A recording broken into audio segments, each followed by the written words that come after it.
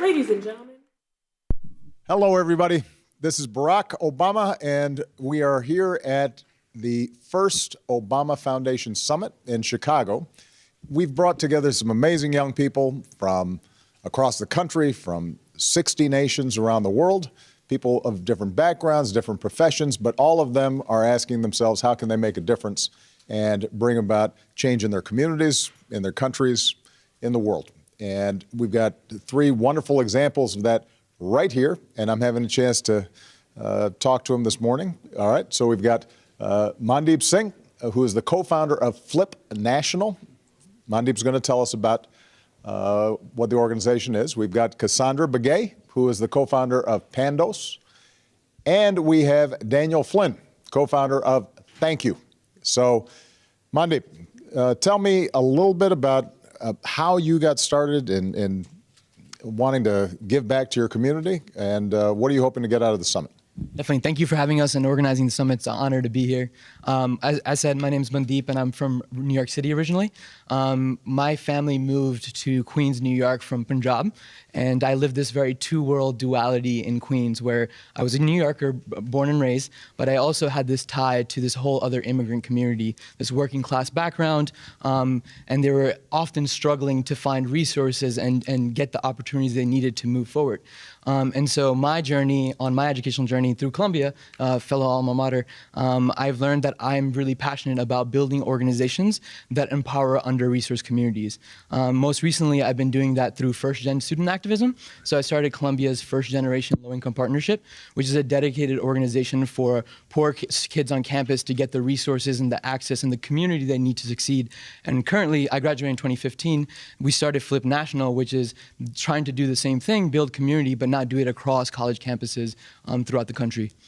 That sounds fantastic. What do your parents make of you getting all active and involved? Because sometimes, that first generation of immigrants, they're coming here, they want to keep their head down and work hard and make sure you're a doctor or an engineer or something. And it's the second generation that sometimes this starts feeling as if, my voice matters. And I can get engaged and get involved. And hopefully they're proud of some of the stuff that you're doing now. Yeah, incredibly proud. Not at first, right? When I told them I wanted to be an urban studies major, it didn't go out too well. Right. But at first they were definitely taken aback that I wanted to do community organizing work. But now that they're seeing the impact that I'm able to have with my friends and my younger folks in my community, they've been incredibly proud to raise me, and I'm grateful for them.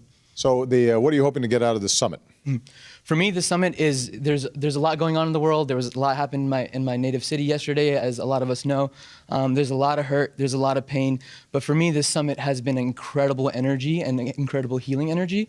And I'm looking to use the people and the family that I've made here to continue working together and building a better world for us all. Fantastic. So, Cassandra, tell me about Pandos and tell me a little bit about how you got involved as somebody who obviously has enormous pride of being a member of the First Americans. Tell me about how you've thought about your activism in your communities. Thank you, Mr. President. It's a great honor to be here, and I just want to let you know that I'm really proud of you for carrying this on and the good work.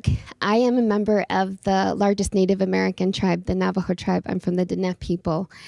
And growing up on an Indian reservation, I saw the injustices that were done to our people, and oftentimes how our voice is suppressed and our voice is really made to be out small, and it's really difficult to elevate that voice. So I wanted to make a change, a positive change. And so what I did is I co-founded a nonprofit called Pandos. It stands for Peaceful Advocates for Native American Dialogue and Organizing Support. I'm a community organizer and advocate for Native American communities and populations in the Four Corners region of the United States. And our nonprofit primarily serves to elevate that Indigenous and Native American voice around Native American issues. And we help organize also around human rights and protecting our shared home, Mother Earth. So obviously, tribal communities, Native American populations, suffer from a lot of challenges, but also, there's enormous, resources and, opportunity to do wonderful things. And sometimes we focus only on the negative and not enough on the positive. As an organizer, how do you think about tapping into the amazing young people who are there? What kinds of opportunities do you see moving forward for Pandos to really bring about change in some of the areas that you work in directly? We recognize that our youth are our future generations, and they are the most powerful generations. And youth around the world are very powerful in their beliefs and their stance, and they are struggling in these difficult times. However, they have a lot of means of resources and technology. In fact, our youth started one of the biggest civil rights movements since American Indian movement, Standing Rock protests against the Dakota Access Pipeline. Also, our youth are back home, and my friends, our family, our youth are protecting 1.35 million acres of Mother Earth. We are the guardians, the warriors at the front lines, the gatekeepers of that land, because we have ties to that land for much longer than anybody else in this country. And that way we provide our youth a lot of value to this country, from a strong heritage to this country. And that way I serve as a positive role model. I do that by walking on the red road and encouraging them to pursue higher education. I'm the first person in my family to get a college degree. And we do this also by sustaining our culture and sharing our culture through our storytelling and our dances and our traditional dress. My grandmother made this dress. And so It's beautiful. Yes. So I hope to show the women back home that it's beautiful to be ourselves and our culture. That's great. Yes. And what last question, very quickly, what are you hoping to get out of the summit? Out of the summit, what I see here to my left and to my right are our relatives. We are the human race. There's no difference between any of us. We're all the same. I'm really proud of you in that you are our family member and that you are our leader, and you've helped elevate all of us and lifted us up together. And what I hope to see moving forward is this global family here at the summit. I want for you to continue to include us and have us include us at the table and have a voice at the table as Indigenous people. That's great. Thank you. Finally, we've got from down under, we've got Daniel, who is been doing some amazing entrepreneurial work, tying together some good business with some good deeds. So tell us a little bit about the work that you've been doing, and how did the idea come to you, and how do you hope to grow it? Well, thank you, President Obama.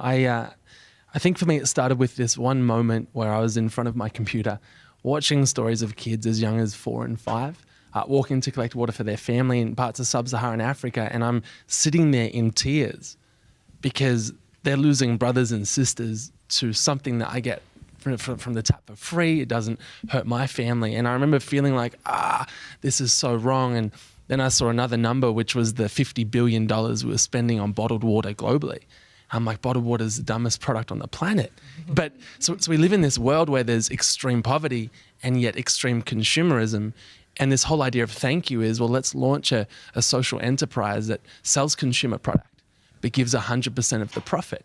And we started with water, but now we're into body wash and hand wash and diapers if you ever need them. But we've got everything. And I'm past that stage. Okay. Well, all right. But we're funding WASH and maternal infant health projects. And it's this whole idea of global citizenship, that together we can combine the little bit that we do have to make an impact and solve some of issues like extreme poverty, which should not exist in our generation. I've got two quick questions for you. Why? What is it that you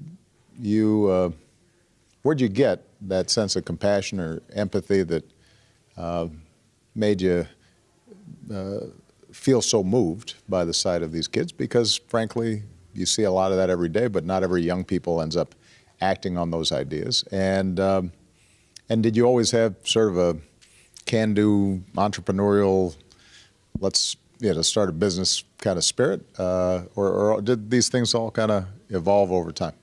Yeah, you know, I was at dinner last night sharing with our table that I was the kid at school running around selling everything. So you were always, yeah. you always just had an idea. Yeah, I'm selling gobstoppers or a whole bunch of different things. Pet yabbies. What are gobstoppers and pet yabbies? Yeah, you just mentioned two things we don't you're understand. Right. Diapers. I should have said diapers. That was my amateur error. Gobstoppers. Like these lollies you chuck in your mouth, but I'm selling them.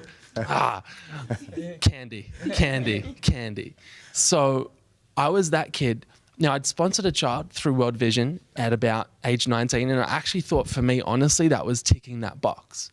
Yeah. I thought I'd done my bit for the world, and I was wanting to get into business and entrepreneurship, and then this moment confronted me, and I reckon I want to give credit to my parents, who will definitely be watching this, no doubt, but it's like 2 a.m. in Australia, but they brought me up with this whole understanding of living your life for other people. Yeah. And I think I wanted to get into business, but when I saw this, it was like, well, why not use that passion to solve something that needs solving? And that's where we began. That's fantastic. So what are you hoping to get out of the summit? And how do you think a network of leaders like you or entrepreneurs like you that are interested in business, want to do well, but also want to do good, what do you think they can draw from this, and what kind of resources would be helpful in you achieving your goals? Yeah. You know, at this dinner that you'd set up last night, we were around the table, and everyone at the table had done the most amazing things. And you're sitting there pinching yourself like, wow. But there was this common thread as we went deeper and deeper. We went past the resumes, we went down into the core, and we realized it was this theme of isolation. So we're all busy, we know a lot of people, we're all speaking at conferences, or one lady had 100,000 people in her movement, but there was this feeling of isolation. And I think we live in this generation, and actually in your amazing speech yesterday, you said something at the end. And you did a great talk, you shared some guidelines, and your last guideline was a bit of a trivial one. And it was a bit of fun. You said, hey, while we're here for yourself and Michelle, no selfies. Yeah. And it's funny because when I came here, people said, are you going to get a selfie with the president? And I'm like, I don't know. But the generation we live in is this selfie generation, which is so like about self, and it's about what you can take from a moment instead of stopping and listening. And you said that the why behind it was we want to have not a photo, an in-depth conversation. And I think we need that. We need to move past the, hey, here's what I do. Hey, can I get a photo with you too? Hey, you doing okay? Yeah. Like, how are you feeling? Are you isolated? Let's do this together. And I think that is one of probably the most powerful things I've picked up here. And it's a heart that's come from you both. And I think it's inspiring, and I want to be around more of it. Well, all of you are I think, representative of the talents and capacities and creativity that we're seeing here at the summit. And part of our goal is to figure out how do we support work that you're already doing, and then how do we get the 15 and 16 and 17-year-old versions of you guys to help create more and more of you over time, because my strong belief is that you will be able to come up with those answers if we're able to break that isolation, and if you are able to see that you're not alone, because sometimes this work is hard, but in fact that there are a whole lot of people out there who are doing it, and that we can learn from each other. So it may turn out with the work that you're doing, Cassandra, that entrepreneurship on the reservation could really make a difference in job creation. Instead of looking for resources from the outside, what do we have from the inside? Well, you might check out what Daniel's doing, and maybe he can give you some tips in terms of how to set up some sort of business idea. And conversely, Mandeep, you may end up thinking, as you're supporting immigrant rights and how first generation young people are making their way, some of the lessons that can be learned from the experience of the oldest Americans, those who were here first. So, the one issue that I think all of you confront those is how to make sure that you stay in touch after a summit, because we don't want this to be a one-off. And my hope is during these dinner conversations, during these breakouts, et cetera, you guys are exchanging information. And feel free to take selfies with each other after you have, yeah, that's what I figured. But what's the role of online communities? How do we take those and then also move them offline so they're not just Instagrams and hashtags, but they're also something more substantial, something more real? How are you using social networks to build your organizations and what you're doing? Go ahead.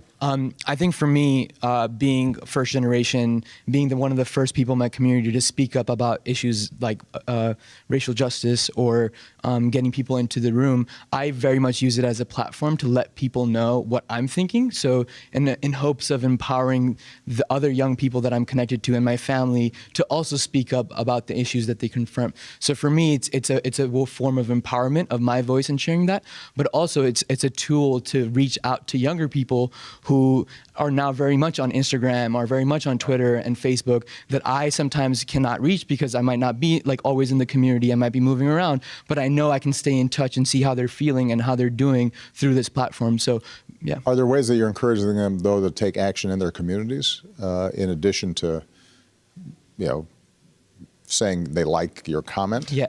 100%. Because I think one of the concerns I have with young activism is people think the hashtag and this and that is actually getting something done. Sometimes it's spreading information, but over time it's got to translate into actual activity and people meeting and gathering. And yeah, I definitely resonate with that. I think usually there's an action item associated with for me. You share the articles and do those things, but it's very much, hey, donate to this fund or show up for this meeting or this person's organized, apply for this fellowship. And so it's all about resource sharing for me as well. Excellent. Cassandra, how about one thing I'm interested in, by the way, is access, digital access, because when I was president, my priority was to make sure that we got a lot of broadband connectivity into rural communities, but sometimes there are patches where that's not always the case. A, is the access working? And B, have you been able to use some of these digital platforms to help advance your work? Yeah, I love that we're talking about this because I feel like we, in the life of activism and advocacy, we're forging a path as this younger generation. And sometimes it's really difficult to feel the support that we need. And it feels oftentimes lonely because we're in our own worlds. But what I've been doing here is I didn't want that to be my experience. And so when I meet people, I ask them, why are you here? What is important to you? At the end of the day, when you don't have your millions of dollars, as I sit across dinner here in front of a billionaire, when you don't have that money, when you don't have those properties and that big car to take with you, those fancy things to the grave where we all go with none of this stuff, how do you want people to remember you? And so I've been asking them this because when I go back home, I'm going to take these reasons and I'm going to share it with my friends and my family and these organizations and say, listen, we're not alone in this. There are people from all around the world that are trying to make good change and that are good people. And these are the things that matter to them. These are the things that matter to us. We are one of the same. We're a movement and we have power here. And these times where oftentimes it feels like we don't. But I want to use that to reclaim our power and instill that and share that information when I go back home. In the reservations, we don't have access, and that's part of why our voice gets suppressed. We live in some of the most desolate lands.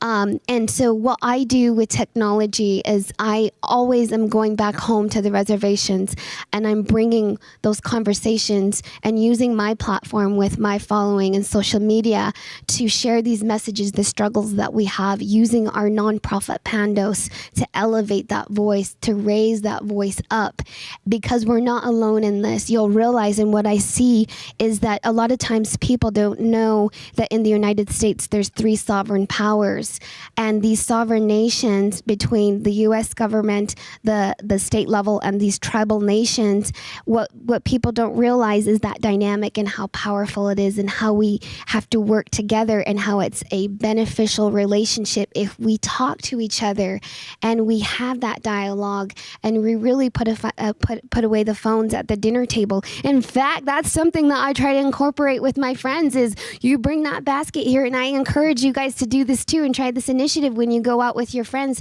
Put a basket out on the table, say phones here, and whoever picks up the phone first has to pay for the dinner for everybody else. I think that is a really good tip. Now, I will say that when they came into the Oval Office, they had to leave it outside because otherwise they couldn't come in. But I enforced it at the dinner table as well with Malia and Sasha. We're out of time, but I want Daniel. Obviously, you're doing stuff in Australia, but these days markets are everywhere. How do you think about exporting what Thank You's doing to not just other products, but also other markets? That's a cool question. I think from the start, we always had a dream that this could be bigger. You know, we found out in America, people wash their hands as well. So the hand wash they drink the water all the time. So we're like, it's a global idea. And so we're launching in New Zealand. That's the first country to kind of take it on. Well, closer. Yeah, a little closer. And maybe one day it'll go further. But I think a big part of the Thank You story isn't just here's what we've done and we'd like it to go further. And, you know, we want to make a bigger impact, that's fine. But it's actually what can you do with your journey? And I spend a lot of my time speaking, particularly in schools, to younger people. Just finished a while back a tour of like 10,000 9-year-olds. And that makes you feel old when you're 29 and they're 9. And yeah, wait till you're 56. Okay.